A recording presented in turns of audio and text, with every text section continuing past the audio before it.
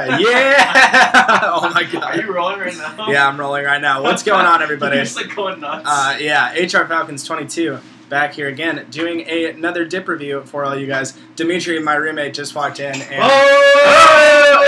I told him I was about to make a dip review, and then I did this, and he like looked at me, and then we both went fucking nuts. So there's that.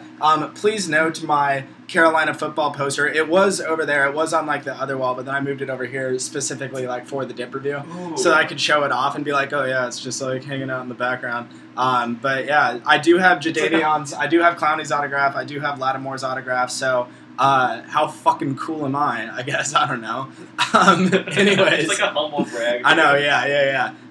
You might be asking yourself, like, oh, Self, why is Drew opening his can with a knife? I don't have any fingernails because I bite my fingernails, probably because I have a, like, uncontrollable oral fixation addiction. But I'm using my handy-dandy Kershaw knife. I love this thing. To crack my cans. And now, like, whenever I crack my cans, I just feel like a total woodsman, like, just a fucking badass. So, Demetri, what are you getting back from right now? Din. Oh, nice. Yeah. Oh, thanks for the keys, by the way. Oh, yeah? Yeah. There's hope for humanity. Someone returned them to Blatt. So. Oh, really? Yeah. Nice. Dimitri lost his keys earlier, so but now he's good to go, it sounds like. So that's good. I'm probably getting ready to do, like, my most controversial dip review ever. Why were you going to talk about? It's on, like, just, I don't know, wealth disparities between white and black communities and, like, potential reasons and counter-arguments for, like, black crime on white crime and, like, why the black middle class has, like, struggled to lift itself up and everything. So, but I actually, like, you know, did my research and, you know, I'm fully prepared. Got your credible sources? Yep, got my credible sources. So, anyways, what am I going to be reviewing for you all today? Grizzly Mint. This is the first time I've ever reviewed this dip. I thought I had done a review on Grizz Mint, but it turns out I haven't. So I figured I would go ahead and just review this today. The new camo can, freaking sweet, if you ask me. I mean, I really like it. The fact that it's like a desert camo almost with the blue, I think it's really cool. So that's just me personally. But the can aesthetic, as you can see, just the normal Grizzly blue with the camo kind of spiced in there intermittently. So it's a cool color scheme. It's, I don't know, I think Grizzly might have changed their paper too on the outside, because I noticed that this one is like a little bit, I don't know, tackier, like it grips a little bit more, but I don't know, that's just me, you know, you gotta notice the little things, right, Demetri? Oh yeah, the right. Details, it's all on the details. Are you getting ready to go somewhere or what? I'm gonna go, you know, pump some machines. Oh, okay, nice. I was like, pump some what? Pump some gas? Pump some I don't know. Yeah, dude, let's go to the gas station. Let's go to the gas station. I need to work out. Yeah. What are you doing today? What am I doing today? Like upper body, lower body, full body? Oh, Fred wants to do upper body, but he has skinny ass legs, so I'm gonna do legs. Yeah, don't be that dude in the gym that's like built as fuck upper body, and then his legs are like SpongeBob or something. That's Strom in a nutshell. Yeah, that is Strom in a nutshell. Like Blatt is like right. Yeah, Blatt is the place to go if you like want to get a good workout in at the University of South Carolina. Go to Blatt, not Strom. Strom's where you go if you like want to find a date or you want to just look at like metrosexual dudes all day. And Blatt's like where you go if you, I don't know, do roids and I don't know, take noisy shits in the gym or something like that. Not in the gym, but like in the locker room. Not in the gym. What are you doing? Holy fuck! This man just shit on the elliptical. He literally shit on the elliptical. No one can use it now. Like, someone has to get here and clean it up. This is the third time this week. God damn it. We should really change our policy. Dude, I always think about that when I'm like on the squat machine and I'm like going down and then like pushing up with my legs. I'm like, oh, what would happen? Like, what would happen if I just fucking shit my pants right now? I don't know. I think about that kind of stuff. Why? Because I'm fucked in the head. I don't know. But yeah. We all do. It's all fantasy. Life is just a fantasy. In like a way, it's like we kind of want that to happen just to see how yeah. Just break some social norm to such an extreme that literally nobody would know what to do. I wouldn't know what to do if I saw a man shit while lifting weights. I would just be like, dude, you get like the little canister of like wipes and like yeah, I'd go to the ones that like you use to wipe off the machines. I've got the whole thing over there just like yeah, sorry man, you mind if I jump in here and grab a set? Like He's sitting over there with shit in his pants, like, yeah, sure. It's like the big black guy from Longest Yard, like, thanks.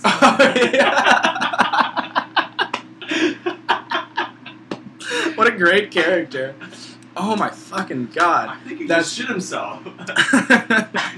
I totally forgot about that. God, thank you for reminding me. Anyways, sorry everybody, that was a serious digression. I'm gonna go. Alright, yeah, see you, Demetri. So yeah, anyways, Grizzly Mint, can aesthetic, cool, camo, yes, awesome, let's take a dip. So, I hope that everybody is doing well. My semester has just been a shit show thus far. Class is busy, everything is busy, life is busy. Like, when you're in college, life is just busy. And that's just the way that things go. But at the same time, if you've seen Robin Williams or the Dead Poet Society, Robin Williams' character in Dead Poet Society, that's like my year this year. My professors have just like completely drawn out and gotten me to think in all these new and interesting and different pathways, and I feel like my mind is just being expanded every day. That's the point of college. The point of college, it's not important in college who can like study the hardest and get the best grades and spend the most time in the library and work the hardest. No, it's about who just learns to think differently. That's what college is about. It's not teaching you about like what this fucking aqueous solution mixed with this makes. That doesn't matter unless you're a chemist or unless you're pre-med or something like that.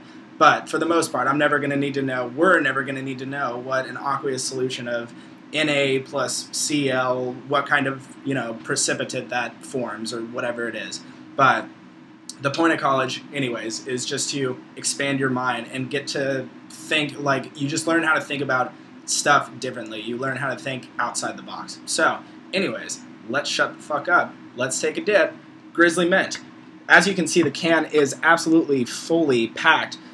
Let's see. On the side, we have, established 1900, American snuff. I know that Grizzly is not 100% American snuff, or at least some of its iterations are. And like Wintergreen, I know is not 100% American. Maybe it is. I don't know. The last time I checked, it wasn't 100% American. But the plus side to that is, A, it's cheap, welfare bear, and you get a fully packed can. So this is just awesome. This is like Christmas 2.0 for me right now. So let's go ahead and take one. Texture-wise, it's not shabby. I really, as far as Grizz goes, I wouldn't dip Grizz. It's not my preferred dip.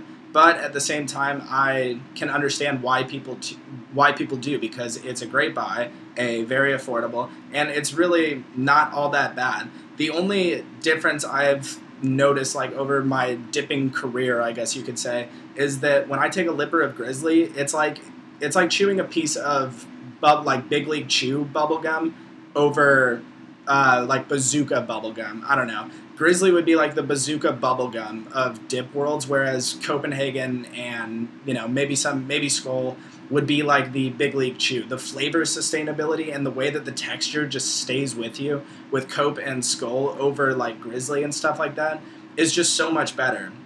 The fact that Grizzly tastes great when, you have it in for less than half an hour. Anything over half an hour with any type of Grizz, and I found the flavor and texture just absolutely degrades. It goes to shit. So, anyways, let's go ahead and I'll pull some of this out. As you can see, this, as far as a cut goes, I would call it, maybe a medium cut, but it's kind of hard to tell because this stuff grips together like a mofo.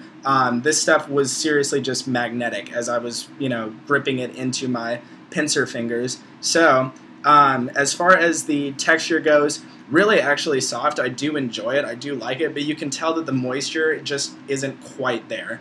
It's not quite as moist as, say, Copenhagen. But anyways, let's go ahead and throw that in. So, cheers, everybody. All right. So, as per usual, we're going to let this stew a little bit so that I can give you guys a good flavor breakdown, a flavor analysis of this stuff. Obviously, because I don't like to make my videos obscenely long, this one probably is just going to be a basis of the flavors that I experience in the next, 10 to 15 minutes, whatever it is. I would like to do a video where I just keep a lipper in for like an hour and see what happens, But at the same time, none of us have the time for that. I don't have the time for that. Maybe you do have the time for that. Maybe you're just like chilling on YouTube and taking dips and watching videos. And if so, good for you, because that's fucking awesome. Time you enjoy wasting is not time wasted. Keep that in mind. Where is my spitter?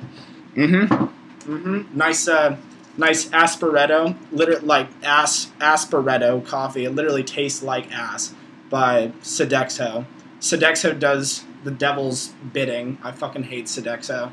The corporate giant food supplier to like every major university / event planner / everything. Some of their stuff is good, but the stuff that they have here at the University of South Carolina sucks. So, speaking of the University of South Carolina, as per usual, I do like to give you guys always a little bit of a recap just on stuff that has happened. I'm sure you all have watched. If you're as nuts about Gamecock football and Gamecock life really as I am, and SEC life in general, then you're obviously all caught up on this. But anyways, football recap. Holy Mizzou game. I did not even know what to do during the Mizzou game because at the end of halftime, I was just completely despondent. I was at a bar, and I had started drinking or whatever because I finally turned 21, so, and so I had, started drinking because we were losing, and I was like, oh, Mizzou's going to win. And then we started coming back, and then I got a little, excited and kind of started freaking out a little bit, and then we tie the game up, and then we go into overtime, and then we go into whatever it was, double overtime, and then Missouri misses the kick. Now, pause right there. In the meantime, as we were coming back, like in the fourth quarter, as we're coming back, I've left the bar. I've come back here to Bates' house and started, how shall we say, getting a little intimate. And as the entire thing is happening, I'm she turns on the game because I told her to, naturally.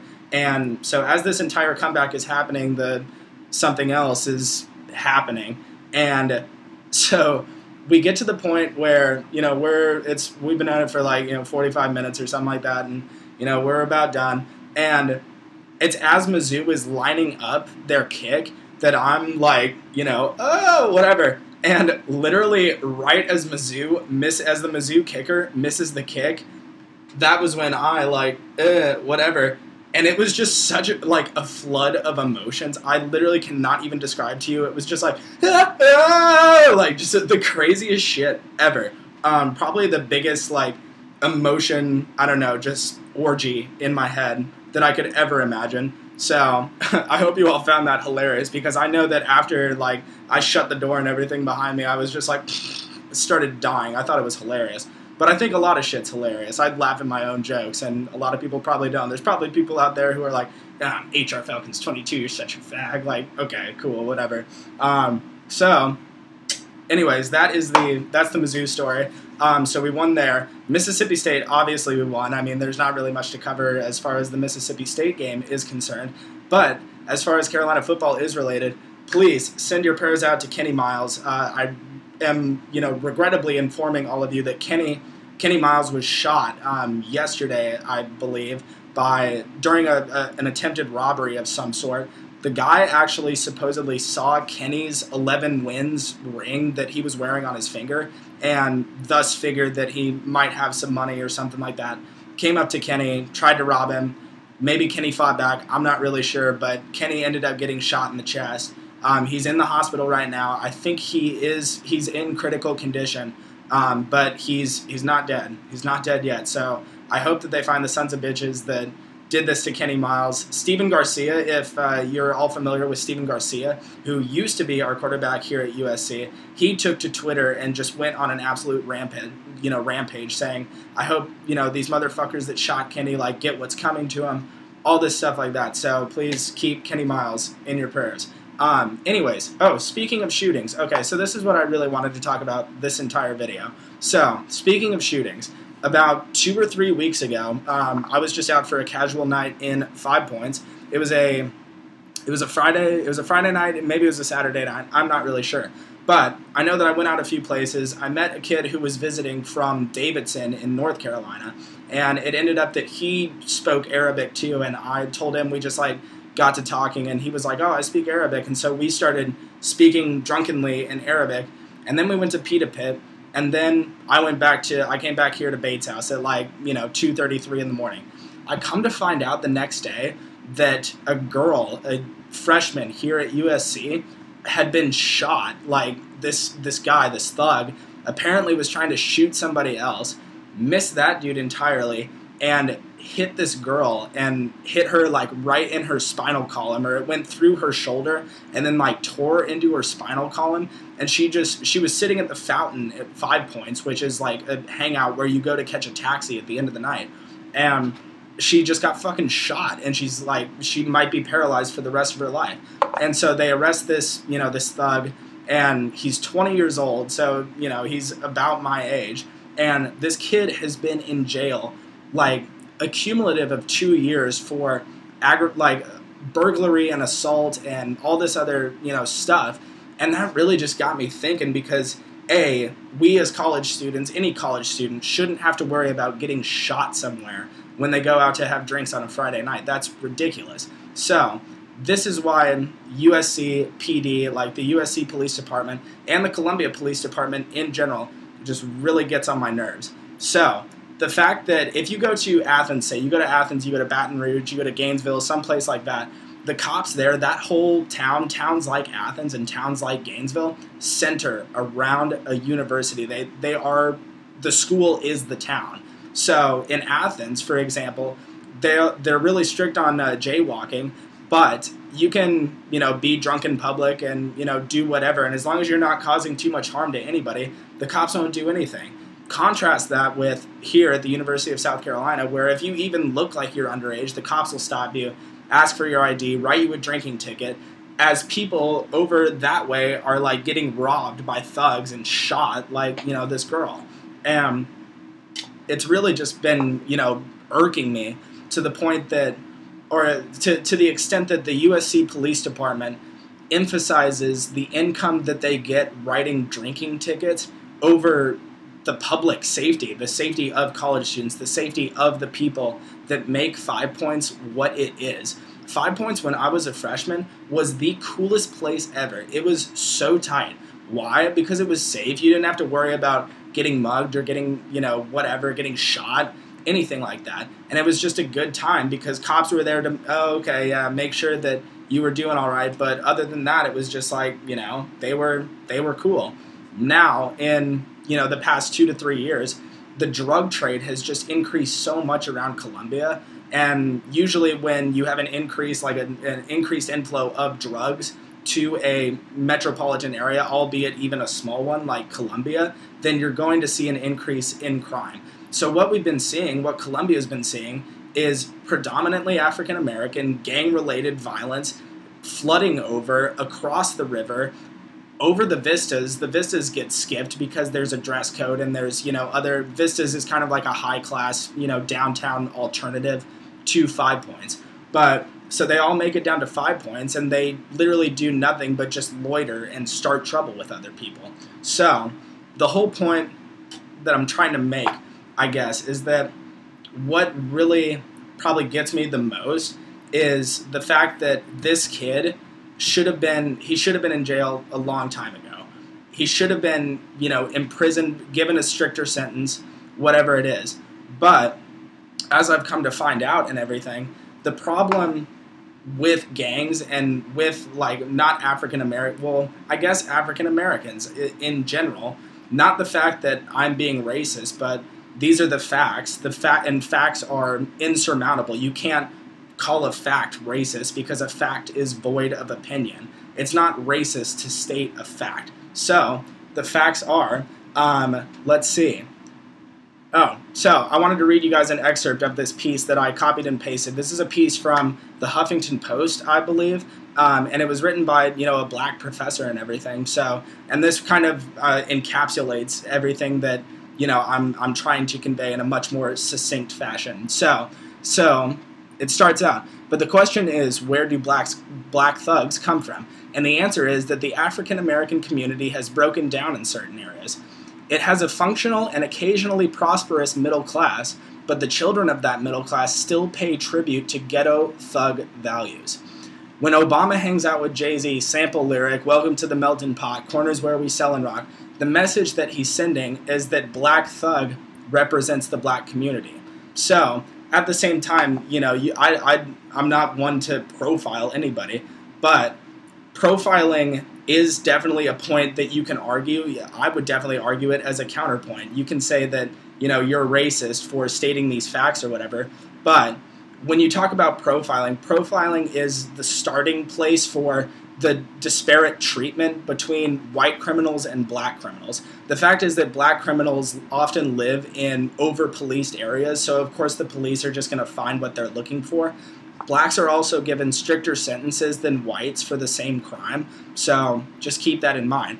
Money is also a crucial factor in determining whether you can get sufficient legal help or not. And because African Americans tend to hail from lower income communities where, inner city school systems where schools are lacking funds and they don't have teachers and they don't have the resources to give people to prepare their students well enough for standardized testing, and thus perpetuating this low income cycle. When you have that, that's just going to limit the amount of income that you're going to make over your lifetime and thus limit your ability to seek proper legal help. So, at the same time, there's definitely a tie between higher income and higher education levels. So, it doesn't have to do with a difference in IQ. It's not that African Americans are any dumber than whites, but at the same time, when you're a white person, you grow up in a community that has, a good school system, it's well staffed, you have all these resources, test prep, all that kind of stuff. You're going to stand a much better chance at getting into college or scoring well on the ACT or having a higher GPA or anything like that. So that's kind of the counterpoint. The main thing, I guess, that I wanted to read to you guys, because I could not put it in any better terms myself. This is from the excerpt is from this piece called "The Color of Crime," and it's a scientifically researched study that compares crime rates in white communities to crime rates in black communities and minority communities, Hispanics, all that kind of stuff. So the major finding in this, the color of crime, police and the justice system are not biased against minorities. You can argue with that however much you would like. But the fact is, blacks are 7 times more likely than people of other races to commit murder and 8 times more likely to commit robbery. When blacks commit crimes of violence, they are nearly 3 times more likely than non-blacks to use a gun and more than twice as likely to use a knife. Hispanics commit violent crimes at roughly 3 times the white rate, and Asians commit violent crimes at about 1/4 of the white rate. The single best indicator of violent crime levels in an area is the percentage of the population that is black and Hispanic. So, moving on from that point, just kind of stew on that, to interracial crime. Of the nearly 770,000 violent interracial crimes committed every year involving blacks and whites, blacks commit 85% and whites commit 15%. Blacks commit more violent crimes against whites than against blacks. 45% of their victims are white, 43% are black, and 10% are Hispanic. When whites commit violent crime, only 3% of their victims are black.